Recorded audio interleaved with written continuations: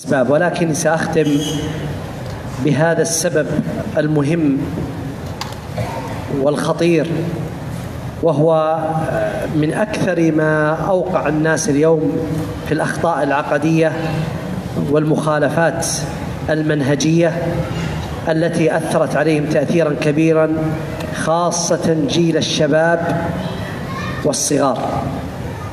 جيل الشباب من كان في الثلاثينات ومن دونهم، وجيل الصغار يعني حتى سن 7 سنوات إلى سن تقريبا نحو من 40.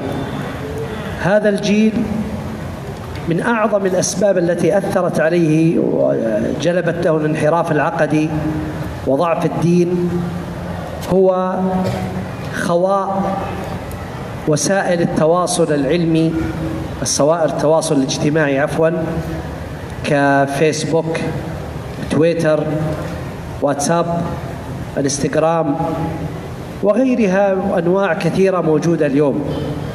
أصبحت هذه المواقع تبث أفكاراً وعقائد ومبادئ تخالف ما في الكتاب والسنة وما عليه سلف الأمة، وأصبح الأخيار الصالحون هم من أكثر الناس وقوعاً في هذه الأشياء، لأنه تأتيه فائدة قال الشيخ فلان، فمباشرة يقوم بإرسالها إلى القوائم التي عنده، وبالمئات تكون أحياناً يرسل مجموعات، وهذا كل واحد في المجموعة يرسل إلى مجموعات أخرى، فتنتشر الرسالة في خلال دقائق ولو ساعة أو ساعتين إلى ملايين من الناس.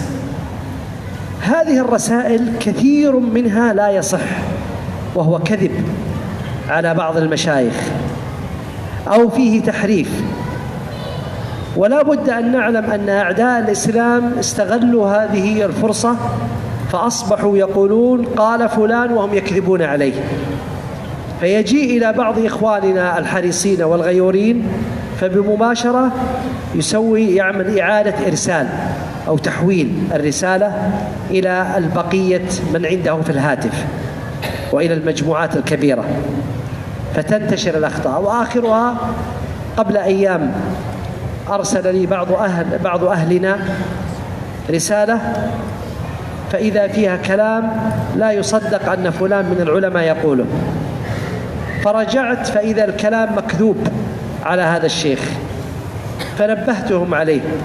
وهذا كثير جدا يقع، الكذب على الشيخ بن باز، الألباني، العثيمين، المشايخ الفوزان، يكذبون عليهم، وقد كذبوا على الله وعلى رسوله من قبل، كذبوا على الله وكذبوا على رسوله وكذبوا على الصحابة وكذبوا على العلماء والأخيار.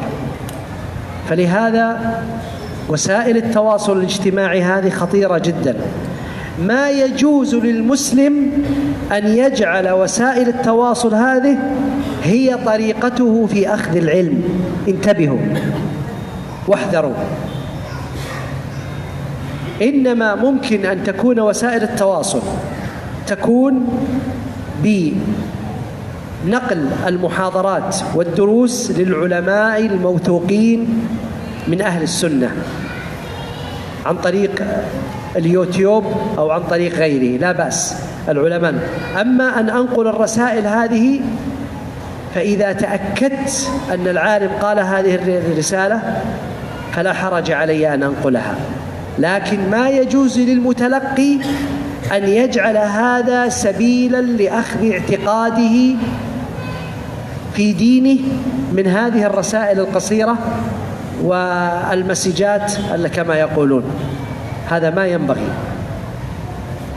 مما زاد الطين بالله وأختم به حديثي أن وسائل التواصل، وهي الآن التي أكثر شيء موجودة يستخدمها الناس، يعني حتى الكبار صاروا يستخدمونها الآن، حتى وسائل الإعلام وسائل لا تبث إلا محاضرات لعلماء البدعة أو للعلماء المخلطين الذين وقعوا في شيء من البدع، وقليل جدا المحاضرات والدروس والفوائد التي يلقيها أهل السنة والجماعة.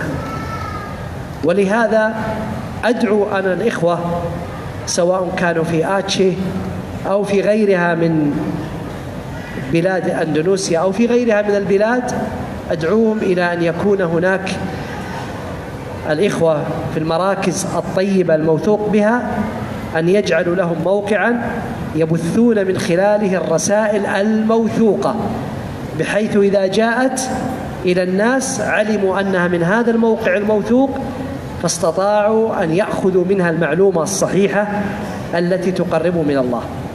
أما أن تأتي الرسائل فسيبثون فيها شيوخ على باطل، شيوخ مشبوهين، شيوخ يبثون الفتنة وهلم جرة. فوسائل التواصل إن استطعنا أن لا نجعلها طريقتنا في التعلم فنحن سنكون بإذن الله في منأى عن انحراف العقيدة.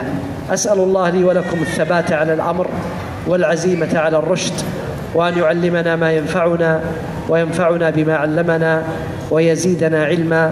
سبحانك اللهم ربنا وبحمدك، نشهد أن لا إله إلا أنت، نستغفرك ونتوب إليك.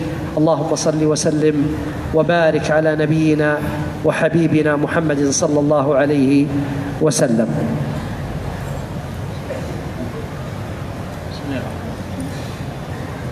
Bismillahirrahmanirrahim. Kemudian beliau Profesor Dr. Adil bin Muhammad Asy-Syubai'i hafizahullah taala melanjutkan. Beliau mengatakan, adapun sebab yang keenam dari sebab-sebab yang menjatuhkan seseorang di dalam kekeliruan di dalam akidah atau lemahnya dia di dalam akidah, dan ini adalah sebab yang paling penting, dan aku tutup dengannya majelis di malam hari ini dengan sebab yang keenam, adalah yang dinamakan dengan media sosial. Yang dinamakan dengan media sosial ini secara tidak disadari adalah sebab yang menjatuhkan seorang ke dalam kekeliruan akidah dan lemahnya dia di dalam beragama. Dan ini banyak menyerang kepada generasi pemuda atau di bawah mereka dari anak-anak kecil. Generasi pemuda kurang lebih umur mereka 30 tahun atau di bawah mereka, atau di umur 7 tahun dari kalangan anak-anak sampai umur 40 tahun. Mereka rata-rata terkena dengan sebab yang keenam ini. Perlu diketahui bahwa generasi yang kita sebutkan di atas adalah orang yang paling banyak terkena sebab jatuhnya mereka di dalam kekeliruan akidah dan lemahnya beragama, yang dinamakan dengan media sosial, wasail tawasul, media sosial. Apakah yang dikenal dengan nama Facebook, ataukah yang dikenal dengan nama Twitter, ataukah yang dikenal dengan nama WhatsApp, Telegram, dan lain sebagainya. Mengapa ini menjadi sebab jatuhnya seorang dalam kekeliruan akidah? Karena media sosial yang disebutkan di atas rata-rata mereka menyebarkan pemikiran-pemikiran dan ideologi-ideologi yang berselisih dan tidak sesuai dengan apa yang ada di atasnya Al-Quran dan Sunnah Nabi Sallallahu Alaihi Wasallam dengan pemahaman salafus salih. Media sosial di atas menjadikan orang-orang baik dari kalangan manusia ini menjadi orang-orang yang rusak, menjadi orang-orang yang lemah akidahnya. Sebagai contoh, misalnya ada seorang alim atau seorang syekh fulan yang dia anggap dia baik, mengatakan sebuah ucapan, padahal ucapan tersebut adalah ucapan yang keliru. Lalu dia langsung menyebarkan di grup-grup WhatsApp ataukah di media sosial yang lain. Yang ini menyebarkan di media sosial yang ini dan yang itu, sehingga dalam kurun waktu yang sangat singkat ucapan tersebut, tulisan tersebut telah menyebar ke jutaan, miliaran orang. Dalam keadaan itu tidak benar, dalam keadaan itu adalah dusta terhadap nama seorang alim atau yang lainnya. Oleh karena itu, sebagai seorang muslim dia harus mengetahui kenyataan hal demikian. Dan yang lebih daripada itu, perlu diketahui bahwa musuh-musuh Islam itu mereka menginginkan umat Islam terjebak dengan adanya media sosial untuk menyebarkan pemikiran-pemikiran yang rusak. Ini adalah sesuatu yang menjadi jebakan musuh-musuh Islam di dalam menyebarkan keyakinan-keyakinan yang rusak dan ideologi-ideologi yang keliru. Beberapa hari yang lalu, ada seorang kerabat aku mengirimkan kepadaku sebuah surat tulisan, sebuah pesan singkat yang isinya adalah sesuatu yang dinukil dari seorang ulama. Sesuatu yang dinukil dari seorang ulama. Ini sesuatu yang menurut aku adalah hal yang aneh, karena itu disandarkan kepada ulama tersebut. Namun beberapa saat setelah itu aku cek berita tersebut, rupanya itu adalah kedustaan. Rupanya itu adalah hal yang keliru, kedustaan terhadap nama seorang alim tersebut. Bagaimana mungkin kita percaya kepada sembarangan orang? Mereka akan berdusta dengan nama guru-guru mereka, ataukah mereka akan berdusta atas nama ulama-ulama Islam dengan kedustaan yang nyata? Toh mereka juga telah berdusta sebelumnya atas nama Allah. Mereka juga berdusta atas nama Rasulullah sallallahu alaihi wasallam. Mereka telah berdusta atas nama para sahabat. Mereka telah berdusta atas nama para ulama. Oleh karena itu, seorang muslim dia harus waspada dengan media sosial dan pesan-pesan berantai tersebut. Ini seandainya seorang tidak waspada, dia akan terjatuh ke dalam bahaya yang mengerikan. Dan yang penting di sini adalah seorang tidak boleh menjadikan media sosial ini sebagai konsep dia dalam menuntut ilmu. Tidak boleh seorang menjadikan sandaran utama dia dalam menuntut ilmu itu dari media sosial. Yang menjadi konsep utama adalah mengambil ilmu dari para ulama di atas Al-Quran dan Sunnah, bukan dengan media sosial. Benar, seorang bisa mengambil faidah dari apa yang tersebar dari faidah-faidah agama di media sosial, tetapi untuk dijadikan konsep dalam menuntut ilmu, ini adalah kekeliruan. Ada pelajaran-pelajaran yang bagus dari para ulama-ulama Islam yang disebar di situs-situs mereka dan website-website mereka. Ini diambil faidah darinya. Tetapi seorang menjadikan media sosial ini sebagai ajang untuk mengirimkan apa yang sampai kepada dia tanpa mengecek, tanpa melihat kebenaran dari surat tersebut ataukah pesan tersebut, ini adalah perkara yang sangat keliru. Ini adalah perkara yang sangat berbahaya. Yang lebih parah lagi, orang menjadikan media sosial itu sebagai ajang untuk menyebarkan ilmu-ilmu ahlul bid'ah, pengekor-pengekor hawa nafsu.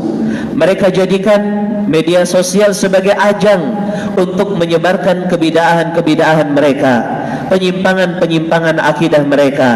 Dan ini adalah perkara yang lebih berbahaya lagi.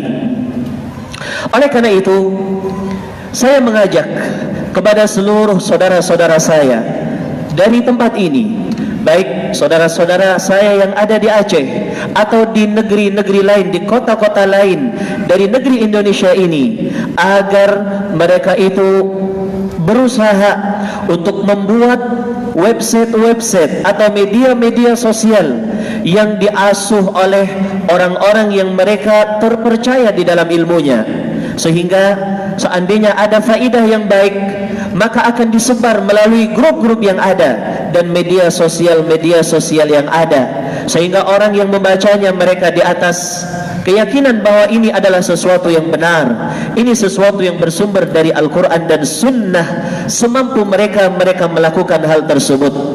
Namun kalau kita bersandar kepada mayoritas media sosial yang ada di zaman sekarang ini, rata-rata mereka menyebarkan pesan-pesan berantai yang bersumber dari keyakinan-keyakinan yang keliru dan pemahaman-pemahaman yang salah. Ini semuanya adalah sesuatu yang akan menjadikan seorang itu berada di atas keselamatan di dalam agamanya, seandainya mereka waspada dan berhati-hati dan hanya menyebarkan sesuatu yang bermanfaat dan diketahui dari seorang alim yang terpercaya ilmunya. Demikian, dan kami meminta kepada Allah Azza wa Jal agar Allah memberikan kepada kita manfaat di dalam ilmu yang kita dapatkan, dan menjadikan ilmu yang kita dapatkan sebagai ilmu yang bermanfaat untuk saya dan kita semuanya. Dan dengan ini aku bersaksi bahwasanya tidak ada sesembahan yang berhak disembah selain Allah, dan bahwasanya Nabi Muhammad SAW adalah utusan Allah Subhanahu wa taala. Kemudian beliau menutup muhadharah di malam hari ini dengan salawat kepada Rasulullah sallallahu alaihi wa ala alihi wasallam, walhamdulillahi rabbil alamin. Kemudian setelah muhadharah singkat ini akan dilanjut dengan tanya jawab. Di sini ada beberapa pertanyaan dari para hadirin. Saya akan bacakan pertanyaannya, kemudian akan kita terjemahkan kepada Syekh dengan bahasa Arab agar kita mendapatkan faidah dari jawaban tersebut. Akra, Syekh. Pertanyaan yang pertama, Assalamualaikum ya Syekh. Ana ingin bertanya, babi kan haram. Kenapa Allah Subhanahu wa taala menciptakan babi-babi? Pertanyaan yang kedua, kenapa musik itu haram? Pertanyaan ketiga, kenapa Allah Azza wa Jalla menciptakan Dajjal? Yaqulu sa'il, fadilatu syekhina, Assalamualaikum warahmatullahi wabarakatuh. Indi soal. Al-awwal, al-khinzir ma'ruf annahu haram.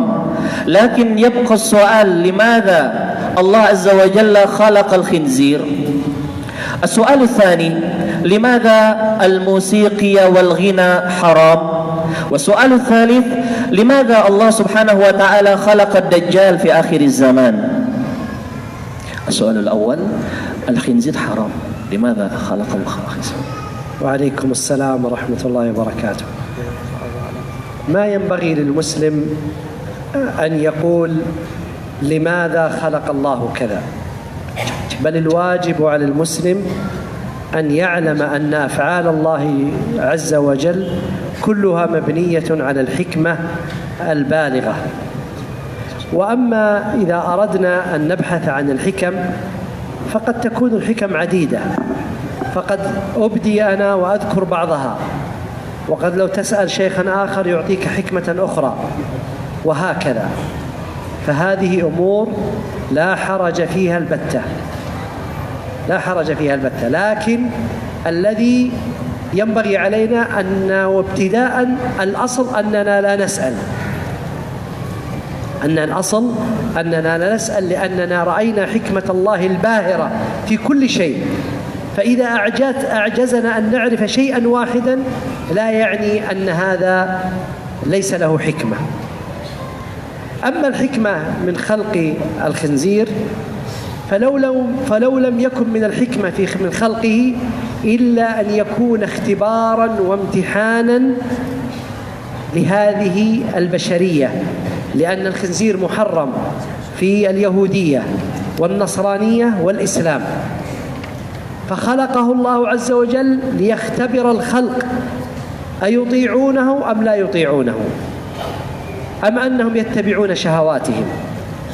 كما أن الله حرم على اليهود الصيد يوم السبت، فكان يوم السبت تأتي الحيتان الأسماك حتى يستطيع الواحد يأخذها بيده،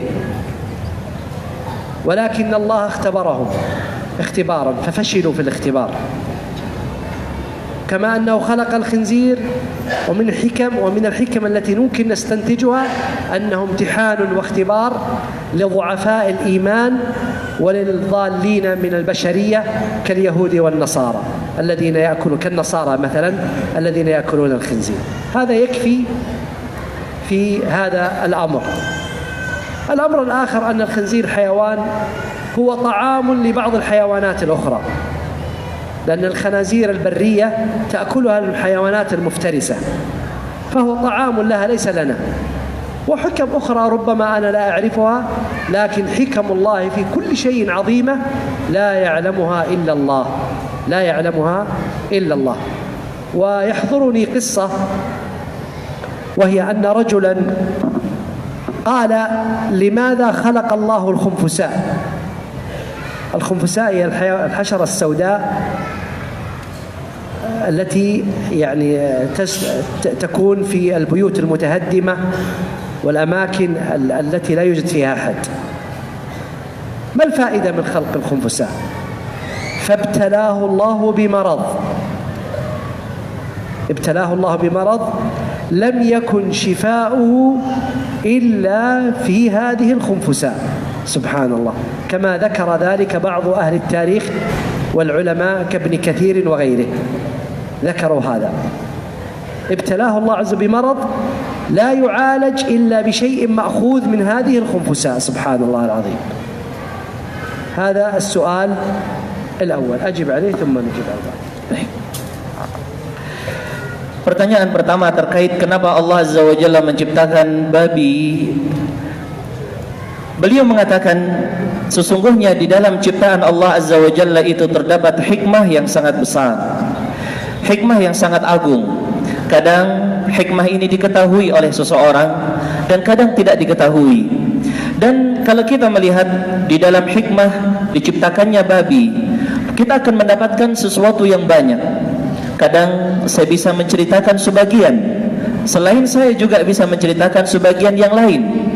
Mungkin engkau bertanya dengan orang lain, dia akan menjawab sesuatu yang lain juga.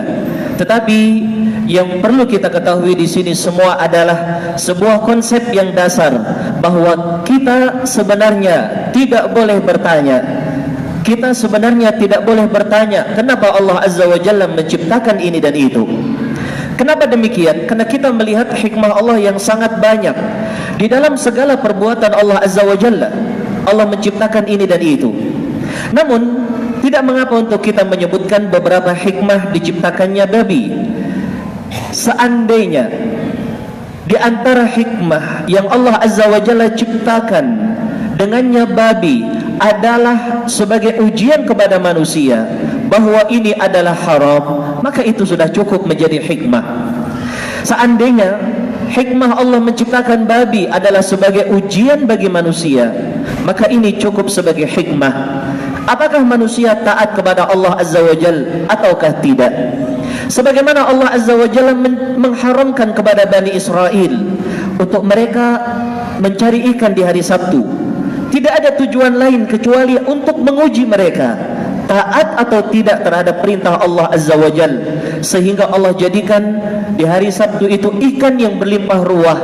Namun Allah Azza wa Jalla ingin menguji mereka apakah mereka itu taat dengan larangan Allah Azza wa Jalla atau tidak. Begitu juga di antara hikmah adalah sebagai ujian kepada orang-orang yang lemah imannya, kepada ujian kepada sebagian orang-orang kafir yang mereka pada dasarnya itu suka mengkonsumsi makanan-makanan tersebut.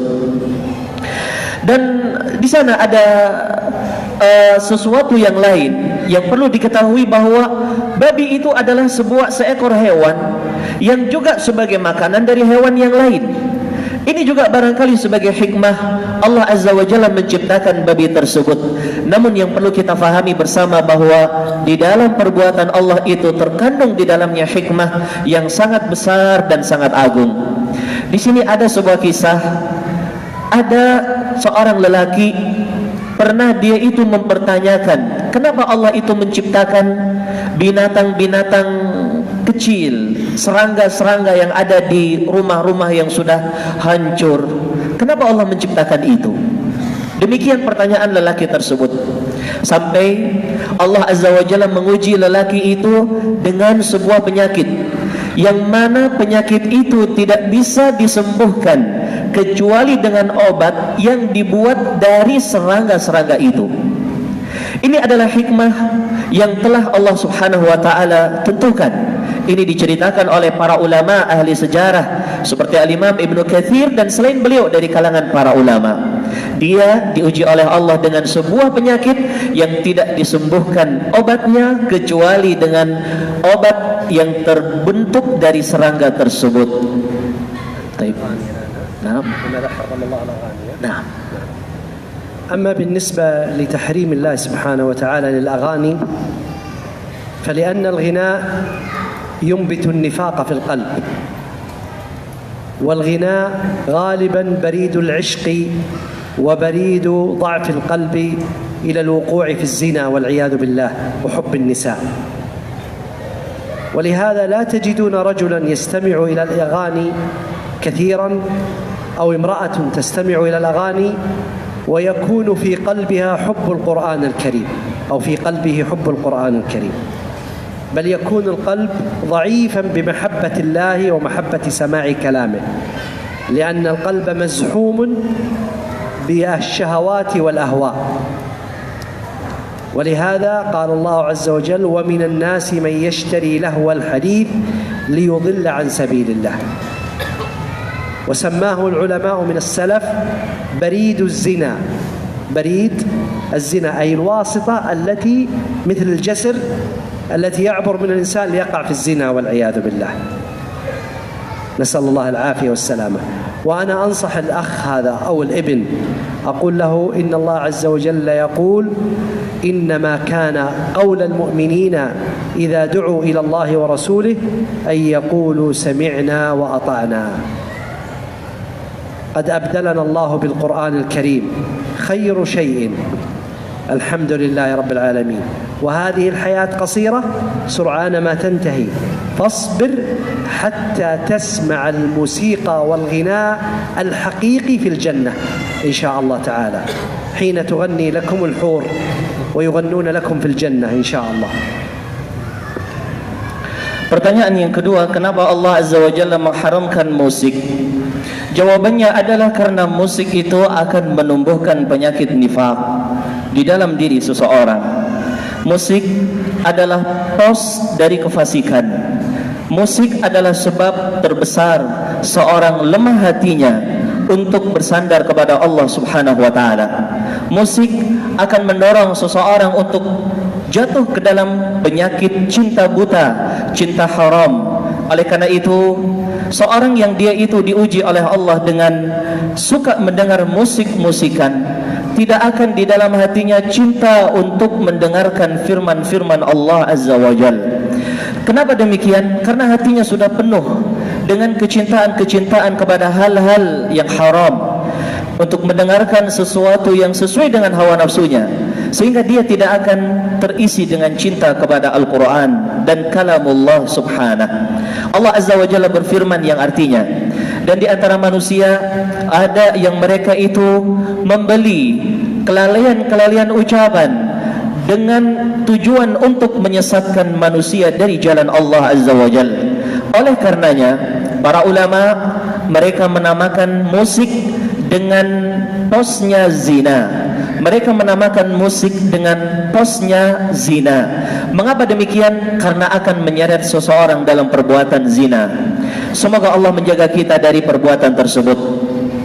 Dan aku mengingatkan kepada saudaraku ini dengan firman Allah Azza wa Jalla yang artinya, sesungguhnya ucapan orang yang beriman kalau diajak untuk mengikuti Allah dan Rasulnya, mereka akan mengatakan sami'na wa ata'na.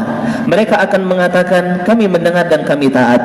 Dan Allah Azza wa Jalla telah mengganti kita di dalam Al-Quranul Karim sesuatu yang lebih indah daripada musik-musikan tersebut. Alhamdulillahi Rabbil Alamin. Kehidupan dunia itu pendek, dan sabar dirimu sampai kelak engkau benar-benar mendengarkan lantunan musik yang hakiki, ketika itu dinyanyikan oleh bidadari-bidadari yang ada di dalam surga Allah Subhanahu wa taala. Amma an su'al an ad-dajjal. طيب أنا أذكر شيء بس مهم جدا. أما عن السؤال عن الدجال أو السؤال عن الحكم أو السؤال عن أي شيء مثل سؤال الأخ هذا، ويبدو أنه شباب صغير. طيب، المسلم يا أخواني ويا أبنائي، المسلم ينبغي عليه أن يسلم تسليما كاملا لله ولرسوله صلى الله عليه وسلم. الصحابة رضي الله عنهم حين ذكر النبي عليه الصلاة والسلام الدجال قال إنه ينزل، يعني الدجال يبقى في الأرض 40 يوما، 40 يوما، يوم كسنة ويوم كشهر ويوم كأسبوع وسائر أيامه كأيامكم. الصحابة رضي الله عنهم ما قالوا يا رسول الله كيف يكون اليوم ذلك الذي كالسنة؟ كيف تكون الشمس؟ كيف تكون الكون؟ كيف يكون الناس؟ كيف يفعلون؟ سألوا عما يصلح شأنهم ويقربهم من ربهم عز وجل، فقالوا يا رسول الله اليوم الذي كالسنة وكالشهر وكالأسبوع تكفينا فيه صلاة واحدة، فجر ظهر عصر مغرب عشاء، أم لابد أن نصلي صلوات كثيرة؟ سألوا عما يقربهم إلى الله، ما سألوا عما لا يعنيهم.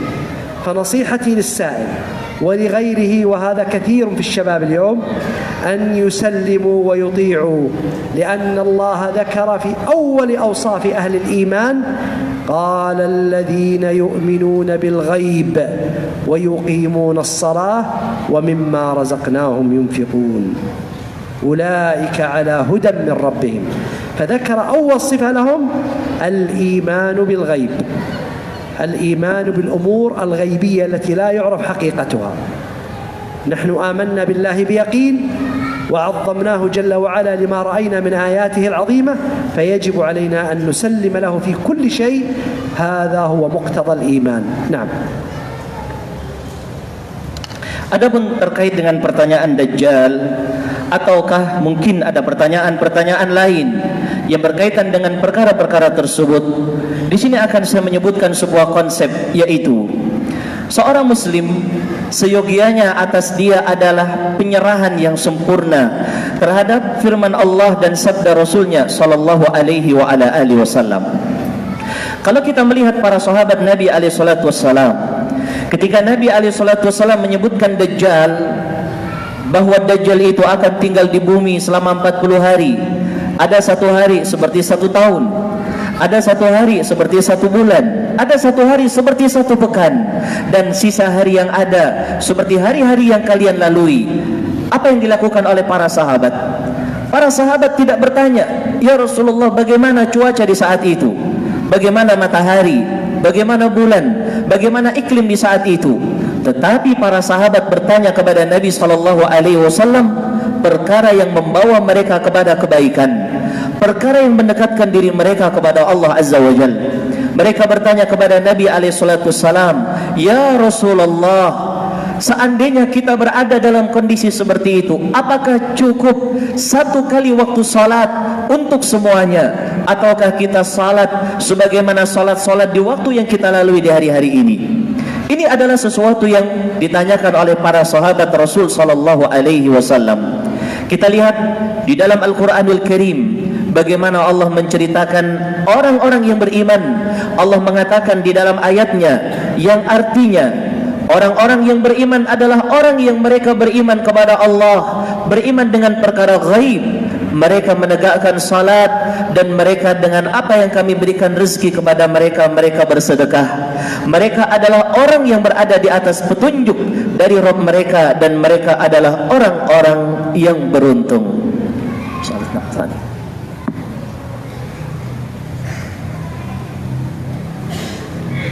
Pertanyaan kedua, apa itu konsep dan kaidah di dalam uzur terhadap sebuah kejahilan? Fadilatu Syekhina yaqulu sa'il, ma hiya dhawabit fi qaidatil uzri bil jahli?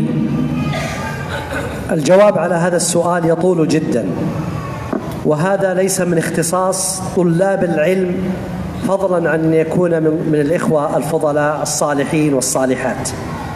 فهذا الجواب يكون في المجالس العلمية التي يحضرها كبار طلاب العلم وليس حتى صغارهم، لأن ضوابط العذر بالجهل يحتاج إليها في باب الأسماء والأحكام، وباب الأسماء والأحكام هذا خاص بالعلماء فقط، وهو كلمة الأسماء: الكافر، المنافق، الفاسق، المبتدع، المسلم، المؤمن، الزنديق. هذه أسماء تسمى أسماء، كل اسم له حكم في الدنيا والآخرة، هذه لا يتناولها إلا العلماء فقط، ولا يصلح السؤال عنها في مثل هذه المجالس. فإذا كان الأخ من طلاب العلم فليسألني في مجلس من مجالس العلم إن شاء الله القادمة وأنا أجيب عليه بإذن الله تعالى. Jawabannya terkait dengan uzur dengan kebodohan, perlu diketahui bahwa ini adalah masalah-masalah yang sangat pelik dan menjadi masalah yang khusus untuk dibahas secara khusus kepada para ulama dan para penuntut ilmu yang mereka telah banyak menuntut ilmu agama. Ini permasalahan yang tidak bisa menjadi konsumsi orang-orang awam, terlebih mereka yang belum memahami perkara agama. Ini adalah perkara yang mestinya dibahas di hadapan majlis-majlis para ulama. Mengapa demikian? Karena permasalahan uzur dengan jahal itu uzur dengan kebodohan. Ini masalah yang berkaitan erat dengan hukum seorang muslim. Apakah dia menjadi kafir, atau dia menjadi orang muslim, ataukah dia fasik, atau dia divonis dengan mubtadi', ataukah dia menjadi seorang zindiq. Ini masalah yang sensitif dan sangat berbahaya. Ini adalah kalimat-kalimat yang perlu untuk dibahas dengan detail di hadapan para ulama, karena ini berkaitan dengan hukum seseorang di dunia dan juga di akhirat kelak. Oleh karena itu, di majlis yang seperti ini kiranya tidak sesuai untuk didetailkan permasalahan seperti ini. Dikhawatirkan ada yang salah faham dan lain sebagainya. Namun bagi yang bertanya, seandainya ingin menginginkan jawaban yang lebih detail, silakan bertanya kepada saya di majlis yang khusus ataukah di kesempatan yang akan datang dengan lebih khusus insyaallah. Pertanyaan yang ketiga, apakah merealisasikan kaidah menggunakan perkara yang lebih ringan dari dua madarat yang ada harus terjadi dalam kondisi yang sangat-sangat darurat sekali ataukah tidak? Yaqulu sa'il fadilatu syekhina hafizakallah, hal tadbiq qaidat irtikab akhaf ad-dararain la budda an yakuna fi halat ad-daruriyah al-haqiqiyah faqat am la? هذا السؤال أيضا سؤال يخص طلاب العلم والمفتين، ولكن جوابا مختصرا على هذه المسألة أن قاعدة ارتكاب أخف الضررين تدخل في جميع أبواب الدين، جميع أبواب الدين ولا حرج في ذلك. نعم. Beliau menjawab, pertanyaan ini juga pertanyaan yang sama dengan pertanyaan sebelumnya, pertanyaan yang khusus didiskusikan oleh para ulama dan para penuntut ilmu yang mereka intensif belajar ilmu agama. Namun ada sebuah jawaban yang singkat barangkali saya sampaikan di sini, bahwa kaidah mengambil yang lebih ringan dari dua bahaya ini adalah kaidah yang masuk dalam semua perkara agama. Ini adalah kaidah yang diterapkan di dalam semua perkara agama. ولذلك يجب على الطلاب العلم أن يسألوا عما يعنيه. أنا لاحظت ملاحظة أن الشباب وطلاب العلم يسألون عن أسئلة أكبر مما يحتاجون إليه الآن، وهذه الأسئلة تدخلهم في مشاكل كثيرة جدا. اسألوا عما يعنيكم ودعوا ما لا يعنيكم لمن هو أعلم منكم. هذه نصيحة، فإن من حسن إسلام المرء تركه ما لا يعنيه. نعم. Dan aku melihat sebagian dari saudara-saudara aku, mereka itu bertanya sesuatu yang sebenarnya porsinya itu dibutuhkan sesuatu yang lebih besar. Oleh karena itu, coba tanyalah sesuatu yang memberikan faidah kepada kalian, pertanyaan yang memberikan manfaat kepada kalian, pertanyaan yang itu akan memberikan kebaikan kepada kalian saat ini. Karena aku melihat kebanyakan pertanyaan itu pertanyaan yang di luar dari lebih atau di luar dari sesuatu yang dibutuhkan di saat ini.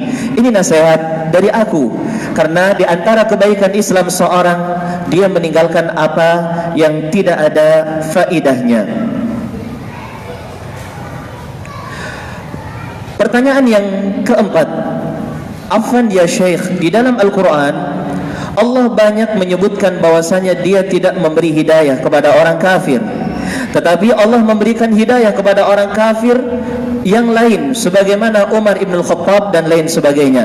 Allah berfirman, wa innallaha la yahdil qaumal kafirin. Yaqulu sa'il fadilatu syekhina hafizakullah, ra'ayna fil Quran anna Allah subhanahu wa ta'ala dzakara annahu la yahdi lil kafirin, lakin ra'ayna anna Allah subhanahu wa ta'ala qad ahda ila ba'd al-kuffar mithal ma hasala li Umar ibn al-Khattab radhiyallahu an. Qala ta'ala wa anna Allah la yahdi al-qaum al-kafirin. Surah An-Nahl ayat 107. ما فهمت السؤال. يعني بعض الله سبحانه الله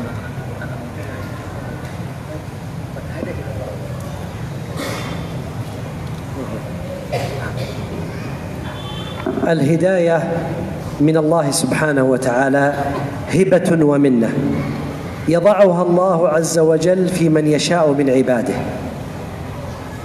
يضعها الله في من يشاء من عباده، وهو أعلم بما في القلوب.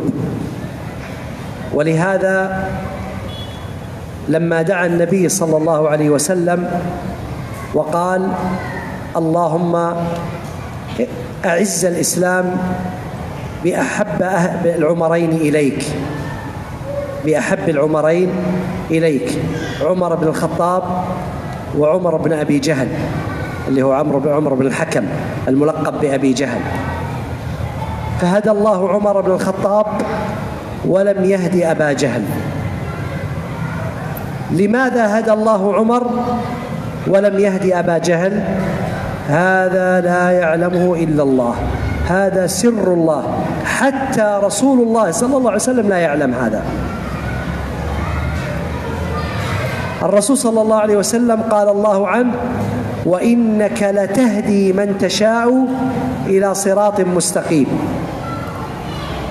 وإنك لتهدي إلى صراط مستقيم، وإنك لتهدي إلى صراط مستقيم. وقال له سبحانه وتعالى إنك لا تهدي من أحببت ولكن الله يهدي من يشاء. الهداية المذكورة في الآية الأولى هي هداية الدلالة والإرشاد والتعليم، أنك تهدي إلى صراط مستقيم أي تدعوهم وترشدهم إلى الطريق القويم. وأما قوله تعالى إنك لا تهدي من أحببت أي مهما حرصت على هدايتهم فإن الله هو الذي يهدي، لا تملك في هدايتهم شيء يا نبينا. ولهذا لم يستطع عليه الصلاة والسلام أن يهدي عمه أبا طالب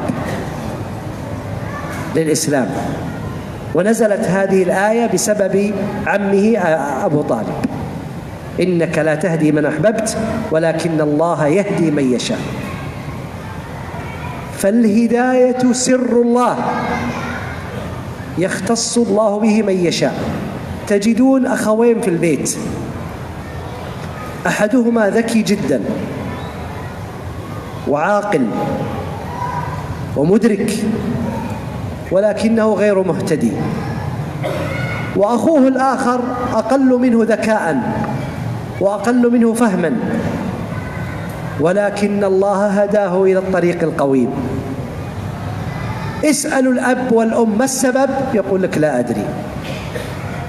اسألوا إمام المسجد يقول لك لا أدري. الهداية هي من عند الله سر لا يعلمها إلا الله، فالله يعلم ما في القلوب، ولذلك كما قال الله سبحانه وتعالى فألهمها فجورها وتقواها. يختار ما يشاء سبحانه وتعالى. ما موقفنا حتى لا يقول بعض الناس أنا ربي ما أراد لي الهداية، نقول له كذبت، ما أدراك أن الله لم يرد لك الهداية، أنت تكذب على الله، هذا ذنب عظيم، هذا لا يجوز. لكن من أراد الهداية فليتعرض لها، يقول اللهم اهدني فيمن هديت، اللهم اهدني وسددني، اللهم اهدني لما اختلف فيه من الحق بإذنك إنك تهدي من تشاء إلى صراط مستقيم. فالهداية من الله ولهذا نحن نسأل الله الهداية في كل يوم كم؟ 17 مرة في سورة الفاتحة، اهدنا الصراط المستقيم. ندعو الله عز وجل بأن يهدينا الصراط المستقيم ولو كنا في الصلاة. لماذا؟ لأنه لا يمكن للإنسان أن ينفك عن هداية الله ولا جزء من الثانية ولا لحظة بسيطة. والهداية تعم جميع أنواع الهدايات بما فيها هداية النفس، هذه هداية الدين هداية وهي أعظمها، هداية اختيار الشيء المناسب، هذا ماء وهذا خمر، يهدى الإنسان إلى الماء. ولهذا النبي صلى الله عليه وسلم حين عرض عليه جبريل الخمر والماء واللبن، اختار عليه الصلاة والسلام اللبن، فقال له جبريل: الحمد لله الذي هداك الله للفطرة. حتى جبريل ما كان يعرف أن النبي صلى الله عليه وسلم سيختار اللبن. ولو اخترت الخمر لغوت أمتك. فهمتم؟ فالهداية في كل شيء، حتى وأنت تسوق السيارة يهديك الله للهدوء، يهديك الله للتركيز، يهديك الله يصرف عنك الشرور، كلها هداية. ولذلك كان أهل الإيمان أولى الناس بالخير. اهدنا الصراط المستقيم، اهدنا الصراط المستقيم 17 مرة في كل يوم وليلة. هذا أقل شيء، وإلا فالذين يصلون النوافل يدعون ربما بالمئات هذا الدعاء. نعم. Pertanyaan selanjutnya beliau menjawab, perlu diketahui bahwa hidayah itu dari Allah Subhanahu wa taala. Hidayah adalah murni pemberian dari Allah Azza wa Jalla. Allah akan memberikan hidayah kepada orang yang Allah kehendaki dari hamba-hambanya, dan Allah itu Maha tahu dengan apa yang ada di hati-hati manusia. Oleh karena itu, di antara doa Nabi sallallahu alaihi wasallam, beliau mengatakan yang artinya, ya Allah, muliakanlah Islam dengan salah satu dari dua Umar, dari salah satu dari dua Umar yang lebih engkau cintai hidayahnya, Umar ibn al-Khattab dan Umar bin Abi Jahal. Kemudian Allah memberikan hidayah kepada Umar ibn al-Khattab dan tidak memberikan hidayah kepada Abu Jahal. Kenapa Allah memilih Umar dan tidak memberikan hidayah kepada Abu Jahal? Ini adalah rahasia Allah Azza wa Jalla. Ini adalah rahasia Allah, sampai Nabi SAW saja tidak mengetahui. Rasulullah SAW benar Allah sebutkan di dalam ayatnya, yang artinya, sesungguhnya engkau wahai Muhammad benar-benar memberikan petunjuk kepada jalan yang lurus. Tetapi Allah juga berfirman di dalam ayat yang lain, yang artinya, sesungguhnya engkau wahai Muhammad tidak akan mampu memberikan hidayah kepada orang yang engkau cintai, tetapi Allah Azza wa Jalla yang akan memberikan hidayah kepada orang-orang yang Allah kehendaki. Hidayah dalam ayat yang pertama tadi adalah hidayah dilalah, hidayah irsyad, hidayah penunjukan, penjelasan, pengarahan dari Rasulullah sallallahu alaihi wasallam. Adapun hidayah di dalam ayat yang kedua adalah hidayah yang ini menjadi kekhususan Allah Azza wa Jalla, hidayah taufik, yang itu menjadi kekhususan Allah Azza wa Jalla. Bagaimanapun seorang berkeinginan memberikan hidayah kepada seseorang, tetapi Allah Azza wa Jalla yang akan menentukan. Permasalahan hidayah ini adalah permasalahan yang menjadi hak Allah Azza wa Jalla. Seorang dia itu tidak mengetahui perkara yang lebih detail di dalam perkara tersebut. Oleh karena itu, ketika Rasulullah sallallahu alaihi wasallam mencoba memberikan hidayah kepada pamannya Abu Talib, beliau tidak berhasil memberikan hidayah. Beliau tidak bisa memberikan hidayah kepada pamannya Abu Talib. Dan Allah mengatakan tentang permasalahan itu, engkau wahai Muhammad tidak akan mampu memberikan hidayah orang yang kau inginkan darinya hidayah. Dan ayat ini turun terkait dengan kejadian Abu Talib. Maka permasalahan hidayah, Allah memberikan hidayah kepada ini dan itu, ini adalah rahasia Allah. Allah berikan hidayah kepada orang yang Allah kehendaki, dan menahan dari orang-orang yang Allah kehendaki.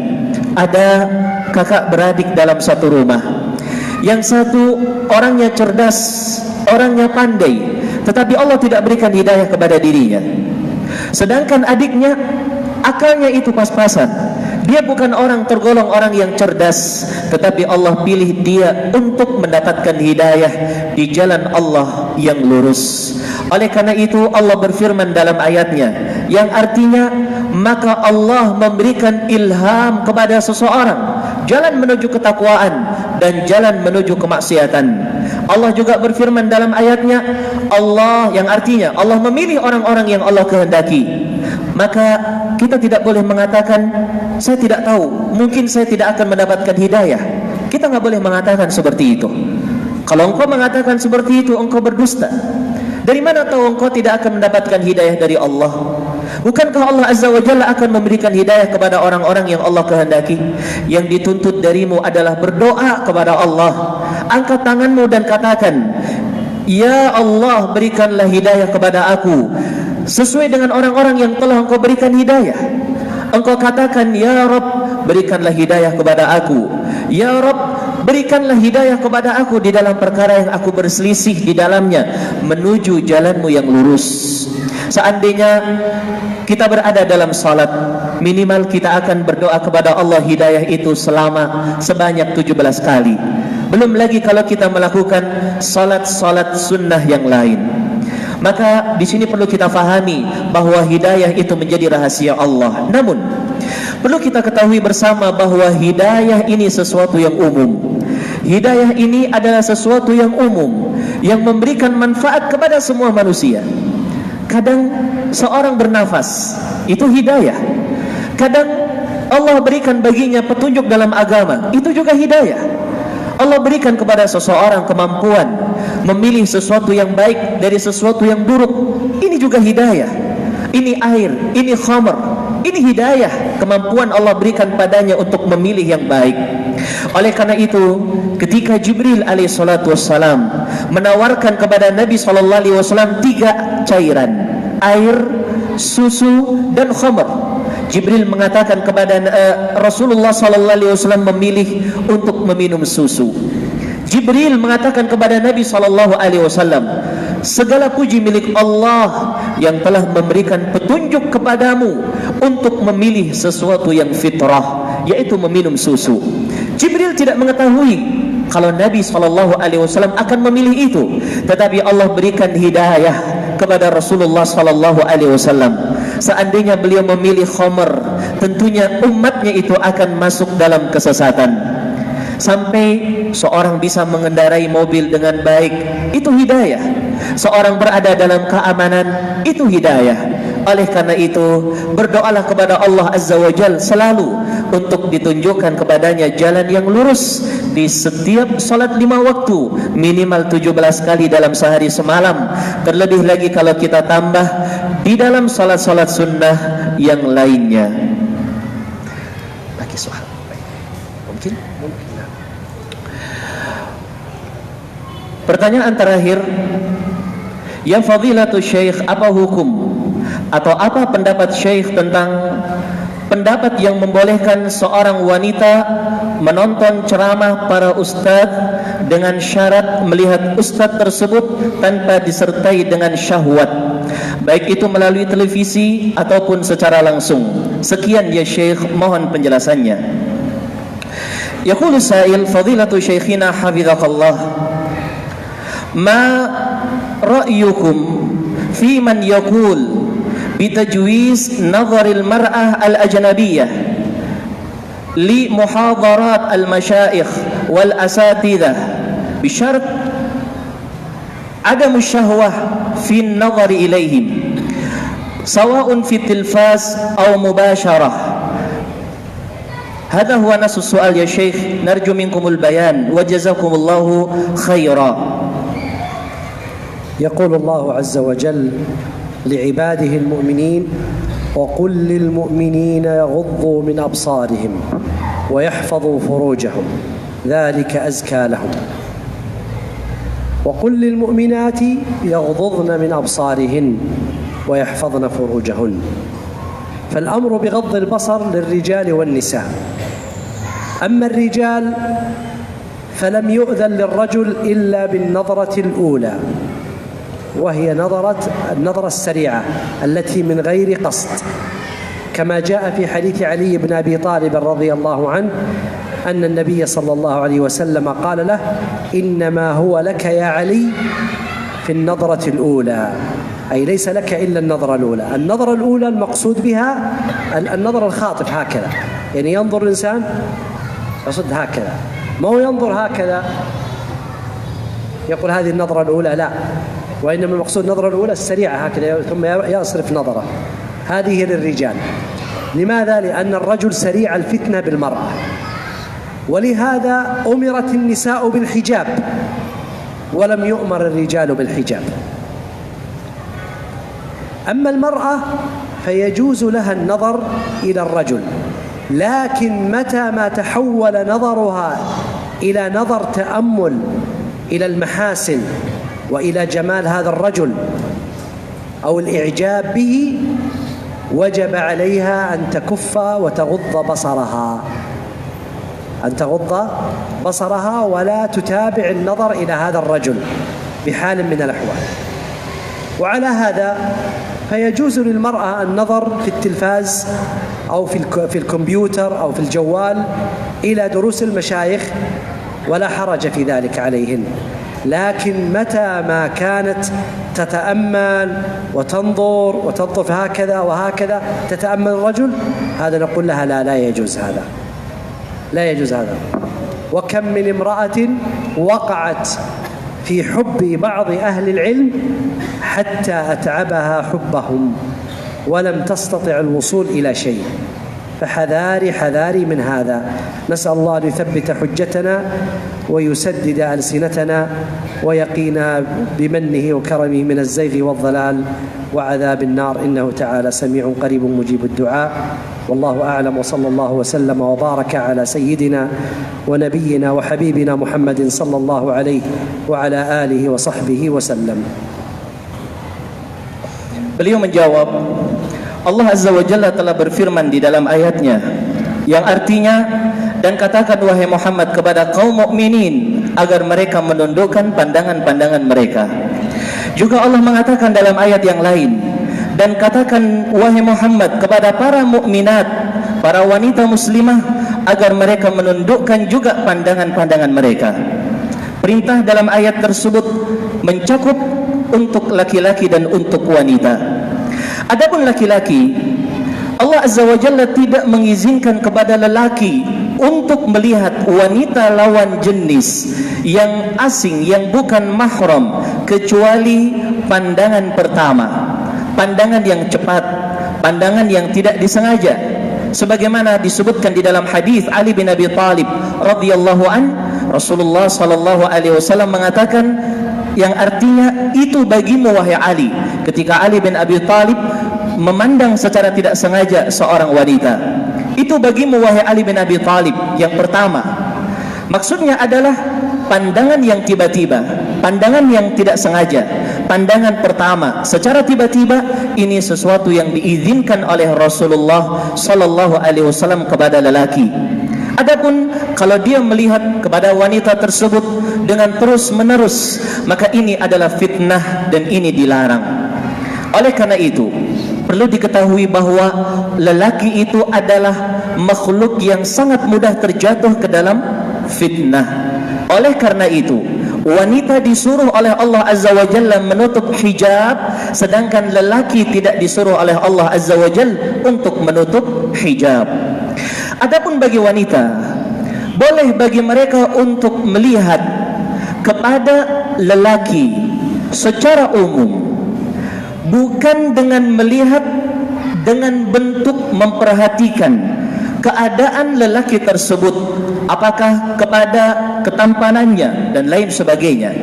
Seorang wanita, seandainya dia melihat kepada lawan jenis yang berujung kepada pandangan dengan penuh perhatian, atau pandangan terhadap ketampanannya, ataukah dia terkesima olehnya, maka ini adalah sesuatu yang terlarang dan wajib bagi dia untuk menundukkan pandangannya. Oleh karena itu, seorang wanita boleh bagi dia untuk melihat dan mendengar kajian-kajian para ulama, baik di televisi atau yang semisalnya. Tidak jadi masalah secara asal. Namun seandainya ini berujung kepada pandangan yang penuh perhatian, pandangan yang disertai dengan syahwat, pandangan yang menimbulkan fitnah, ini menjadi tidak boleh. Ini menjadi tidak boleh. Dan betapa banyak para wanita terjatuh dalam fitnah yang seperti ini. Mereka terkekung atau mereka terikat dengan kecintaan mereka sepihak dengan para ulama, sampai akhirnya mereka tersiksa dengan kecintaan tersebut, dan dia tidak mendapatkan obat dari kecintaan maksiat tersebut. Maka aku ingatkan sekali lagi, aku ingatkan kepada para muslimah untuk memperhatikan hal tersebut. Semoga Allah Azza wa Jalla memberikan kepada kita dari hidayah dan taufiknya kepada kita semua, dan semoga Allah Azza wa Jalla memberikan kepada kita keistiqomahan, dan semoga Allah memberikan salawat kepada Rasulullah sallallahu alaihi wasallam, kepada sahabatnya, keluarganya, dan orang yang mengikutinya akhir zaman. Dengan ini maka majlis kita di malam hari ini selesai. Jazakumullahu khaira kepada Fadilatul Syekh Adil bin Muhammad As-Subai'i hafizahullah, dan juga kepada para jamaah semuanya. Semoga apa yang kita dapatkan bermanfaat untuk kita semuanya, amin ya rabbal alamin. Dengan ini kami akhiri. Subhanakallahumma wa bihamdik, asyhadu an la ilaha illa anta, astaghfiruka wa atubu ilaih. Wassalamu alaikum warahmatullahi wabarakatuh. جزاكم الله خيرا والسلام عليكم ورحمة الله وبركاته.